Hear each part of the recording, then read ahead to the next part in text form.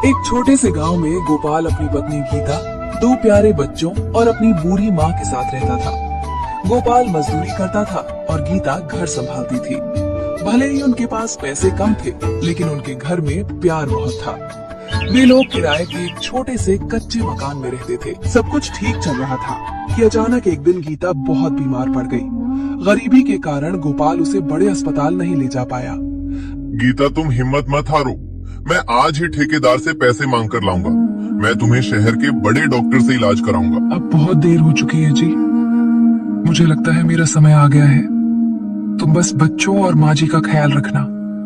उन्हें कभी मेरी कमी महसूस मत होने देना। नहीं गीता, तुम हमें छोड़कर नहीं जा सकती। तुम्हारे बिना ये घर में अंधेरा छा जाएगा। लाख कोशिशों के बावजूद गीता गोपाल को छोड़कर चली जाती है। गोपाल पर तो दुखों का पहाड़ टूट पड़ता है। अब घर की, बच्चों की और बीमार माँ की सारी जिम्मेदारी अकेले गोपाल के कंधों पर आ गई थी। गीता के जाने के बाद गोपाल काम पर नहीं जा पा रहा था, क्योंकि घर पर छोटे बच्चे और बीमार माँ को संभालने वाला कोई नहीं था। जमा पूंजी खत्म हो चुकी थी। तभी वहाँ मकान मालिक सेठ करोड़ी मल आ धमकता है। अरे ओ गोपाल, बाहर निकल। कब तक घर में छिपा रहेगा? नमस्ते सेठ जी।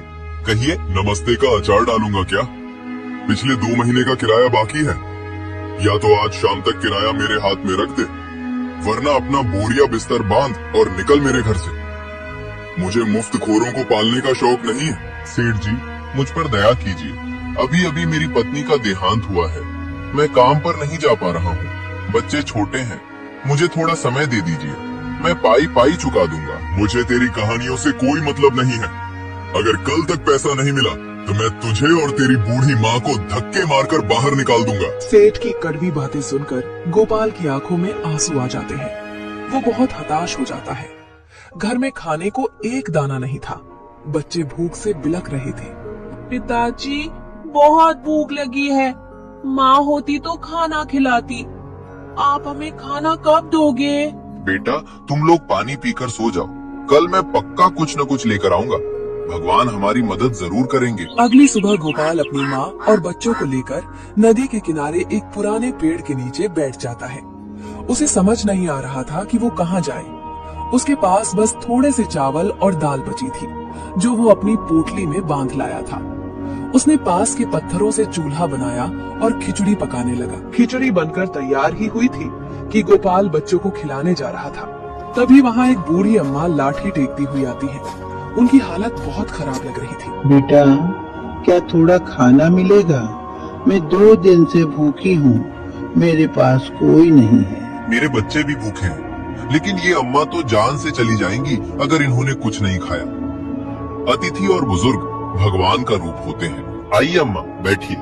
मेरे पास ये थोड़ी सी खिचड़ी है, पहले आप खा लीजिए। गोपाल अपने हिस्से का और बच्चों के हिस्से का थोड़ा थोड़ा खाना मिलाकर उस बूढ़ी अम्मा को दे देता है। बच्चे भी समझदारी दिखाते हैं और चुप रहते हैं। बूढ़ी अम्मा पेट भर कर खाना खाती हैं। जुग जुग जियो बेटा। तुमने अपना निवाला मुझे दिया है। मैं देख रही हूँ तुम बहुत मुसीबत में हो। तुम उदास क्यों हो? क्या बताऊं अम्मा, पत्नी मर गई। मकान मालिक ने घर से निकाल दिया। अब इस नदी किनारे के अलावा मेरा कोई ठिकाना नहीं। सोच रहा हूँ बच्चों को कैसे पालूं। कोई काम भी नहीं सूझ रहा। ईश्वर जब एक दरवाजा बंद करता है तो दूसरा खोल देता है। यह नदी का किनारा बहुत पवित्र है। यहाँ से बहुत यात्री गुजरते हैं। तुम यहीं पर एक छोटा सा ढाबा क्यों नहीं खोल लेते? ढाबा? पर अम्मा, मेरे पास ना तो मसाले हैं और ना ही सब्जी खरीदने के पैसे। सादा खाना कौन खाएगा? ये लो, ये कोई साधारण मसाला नहीं है। ये जादुई मसाला है। तुम जो भी बनाओगे, बस एक चुटकी ये मसाला डाल देना। खाने की खुशबू से लोग खींचे चले आएंगे और उंगलियां चाटते रह जाएंगे।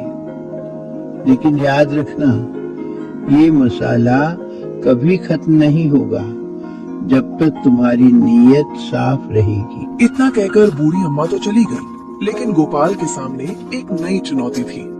उसके पास ना तो दुकान थी और ना ही पैसे।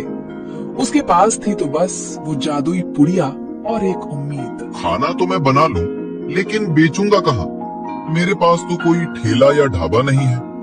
क्यों ना मैं जंगल से लकड़ियों काट कर लाऊं और एक छोटा ढाबा बनाऊं। अगर किस्मत बदलनी है तो हाथ पैर तो चलाने ही पड़ेंगे।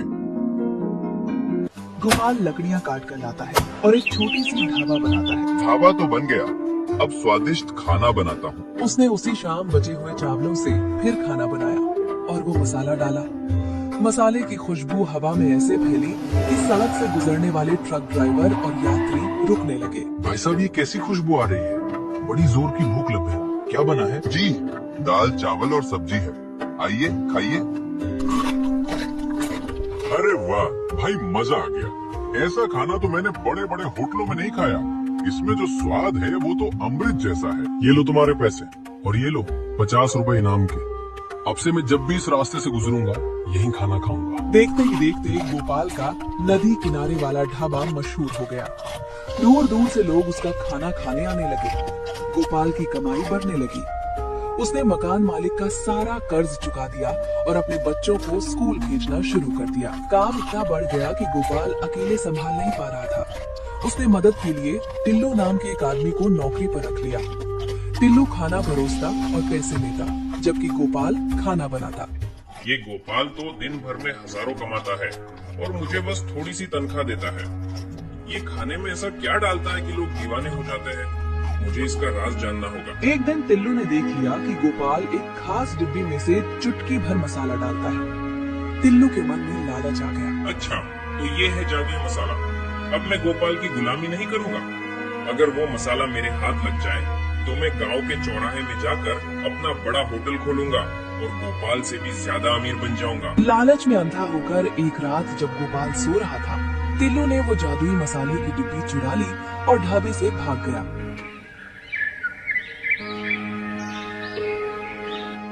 अरे, मेरी मसाले की डिब्बी कहाँ गई? हे भगवान, ये तो अनर्थ हो गया। अब मैं खाना कैसे बनाऊंगा? गोपाल अभी अपने खोए हुए मसाले का शौक मना ही रहा था कि तभी वहाँ पुलिस की जीप और सेठ करोड़ीमल आ धमकते हैं। देखिए इंस्पेक्टर साहब, यही है वो पाखंडी गोपाल।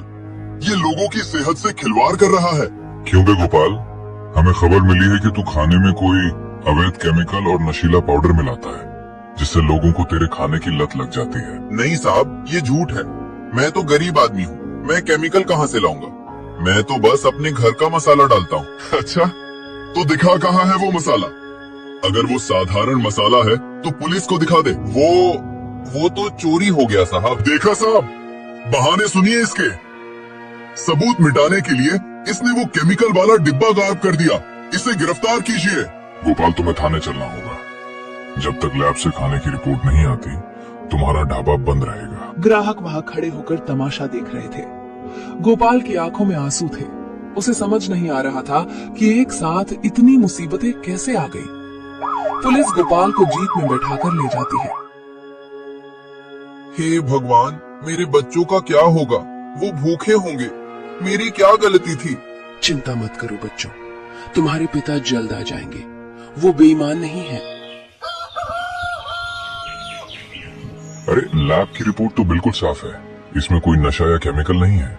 ये तो शुद्ध मसालों का मिश्रण है। क्यों सेठ, तुमने हमें गुमराह किया, एक शरीफ आदमी पर झूठा इल्जाम लगाया। वो तो मुझे लगा कि... खामोश। झूठी एफआईआर लिखाने के जुर्म में तुम पर जुर्माना लगेगा। हवलदार, गोपाल को इज्जत के साथ रिहा करो। हे प्रभु, मैं रिहा तो हो गया, पर वो मसाला तो चोरी हो गया। वो बूढ़ी अम्मा ने कहा था कि नीयत साफ रखना। मेरी नीयत में तो कोई खोट नहीं थी, फिर मेरे साथ ऐसा क्यों हुआ? मेरी मदद करो। तभी वहाँ पर वही बूढ़ी अम्मा आती हैं। अरे बेटा, तुम क्यों रो रहे हो? क्या बात है? गोपाल अम्मा को रोते रोते पूरी बात बताता है। अरे पगली, वो कोई जादुई मसाला नहीं था। वो तो एक साधारण सा गरम मसाला और मिर्च का मिश्रण था। क्या साधारण मसाला? तो फिर लोग उंगलियां क्यों चाटते थे? असली जादू उस पुड़िया में नहीं, तेरे हाथों और तेरे सच्चे मन में था। तू अपने बच्चों के लिए, लोगों को खिलाने के लिए जिस प्यार और मेहनत से खाना बनाता था, वो उसे स्वादिष्ट बनाता था। वो मसाला तो मैंने तुझे सिर्फ तेरा आत्मविश्वास जगाने के लिए दिया था। ये सुनते ही गोपाल का चेहरा खिल उठा। उसे समझ आ गया कि उसकी मेहनत ही उसका असली जादू है। अम्मा, आपका लाख लाख शुक्र है, आपने मेरी आंखें खोल दी। गोपाल फिर से खुशी खुशी और दुगने जोश के साथ खाना बनाने लगता है। बिना उस मसाले के भी खाने की खुशबू वैसी ही शानदार थी। गांव की चकाचौंध में टिल्लू ने एक आलीशान ढाबा खोला। सजावट ऐसी कि राजा का महल भी फीका लगे। उसने सोचा था कि बस वो चुटकी भर मसाला डालेगा और गांव उसके कदमों में होगा। अरे ओ गोपाल, तू वहाँ नदी किनारे मक्खियाँ मार। आज से गांव का राजा मैं हूँ। ये एक चुटकी मसाला और नोटों की बरसात। आज तो मैं सोने की थाली में खाना खाऊंगा। खुशबू तो वही थी क्योंकि मसाला असली था, लेकिन बनाने वाले के हाथ में हुनर नहीं, सिर्फ लालच था। ग्राहकों ने पहला निवाला मुंह में डाला। सबकी आंखें बंद थी, एक उम्मीद के साथ। पानी, अरे कोई पानी लाओ। ये क्या खिला दिया? ऐसा लग रहा है जैसे किसी ने जले हुए टायर में मिर्च मिला दी हो। थू थू, शाही दावत। अरे ये तो शाही धोखा है। सब्जी कच्ची है, चावल अधपके हैं और स्वाद तो ऐसा है जैसे नाली का कीचड़ हो। अरे अरे, आप लोग क्या कह रहे हैं? ये तो जादुई मसाला है। ध्यान से स्वाद लो, जन्नत का मजा आएगा। जन्नत? तूने तो हमें जहन्नम दिखा दिया। 200 रुपए की थाली और खाना जानवरों वाला। मारो इस ठग को। भीड़ बेकाबू हो जाती है और टिल्लू की जोरदार पिटाई कर देते हैं। मर गया। अरे मसाला तो वही था, डिब्बी भी वही थी, फिर ये स्वाद जहर कैसे बन गया? टिल्लू भूल गया था कि मसाला सिर्फ खुशबू देता है। स्वाद तो बनाने वाले की ममता और मेहनत से आता है। जिसे दाल गलाना नहीं आता, उसे अमृत भी दे दो तो वो जहर ही बनाएगा। टिल्लू बहुत पछतावे के साथ गोपाल के पास वापस आया। वो गोपाल के पैरों में गिर पड़ा। गोपाल भाई, मुझे माफ कर दो। मैं लालच में अंधा हो गया था। मैंने सोचा था तुम्हारा मसाला चुरा कर अमीर बन जाऊंगा, लेकिन उस मसाले ने मेरा सब कुछ बर्बाद कर दिया। मैं सड़क पर आ गया हूँ। टिल्लू उठो, मैंने तुम्हें अपना भाई समझा था, लेकिन तुमने धोखा दिया। याद रखो, स्वाद मसाले में नहीं, इंसान की ईमानदारी और मेहनत में होता है। वो मसाला तो बस एक आशीर्वाद था। मुझे एक और मौका दे दो भाई। मैं जिंदगी भर तुम्हारी गुलामी करूंगा, लेकिन कभी बेईमानी नहीं करूंगा। गोपाल का दिल बहुत बड़ा था। उसने देखा कि टिल्लू को अपनी गलती का गहरा पछतावा है। ठीक है टिल्लू, हर इंसान से गलती होती है। अगर तुम सच में सुधरना चाहते हो तो आ जाओ, लेकिन अब कभी लालच मत करना। उस दिन के बाद टिल्लू ने पूरी वफादारी से गोपाल के साथ काम किया। गोपाल का नदी किनारे वाला ढाबा और भी प्रसिद्ध हो गया। जो लोग घर में एक प्लेट खाना खाते थे, वो इस ढाबे में 2-2 प्लेटें खा जाते थे। इस कहानी से हमें ये सीख मिलती है कि विपत्ति में धैर्य नहीं खोना चाहिए और दूसरों की मदद करनी चाहिए। और सबसे बड़ी बात, लालच और चोरी का फल हमेशा बुरा होता है, जबकि ईमानदारी का फल मीठा होता है।